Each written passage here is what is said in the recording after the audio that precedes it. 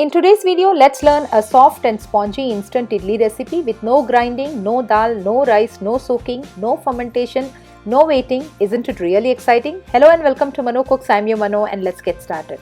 Before we begin, hit the subscribe button if you're new here and click on the bell notification to watch my videos as soon as I post them. So for this, let's take a big bowl and to that add 1 cup poha or aval. I'm taking thin poha here. You can also take thick poha for this recipe. Now let's add some water and soak this for 10 minutes. After 10 minutes, let's wash the poha well and drain all the water. Just leave little bit water in there and let's go ahead and grind this in a mixie jar.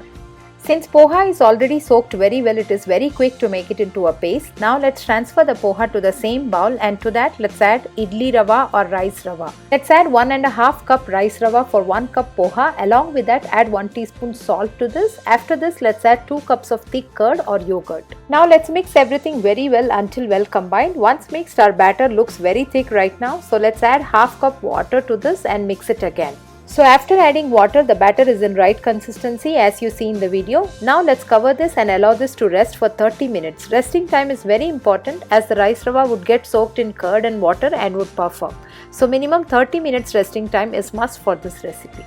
In the meantime, let's go ahead and grease the idli plates with oil or ghee. It's almost 30 minutes right now. Now let's check out the instant idli batter. As you can see, the batter is totally ready and the idli rava is soaked very well. Now let's add cooking soda or baking soda, 1/4 teaspoon, along with 1/4 cup to half cup water to bring it to the right idli batter consistency.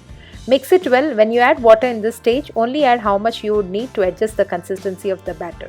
Quick tip here, only if you are ready to make idli, then go ahead and add soda or baking soda or ENO, as we have to make idlis after adding soda to get soft and fluffy idli right away. Now let's pour the batter in the greased idli molds as you see in the video. Once water is boiled in the idli maker, let's place all the idli plates inside and cook this on medium flame exactly for 12 to 15 minutes. So after 15 minutes, let's check the idli. It's done beautifully as you can see. Now let's allow the idli to cool down for 3 minutes before you take it out from the idli plate.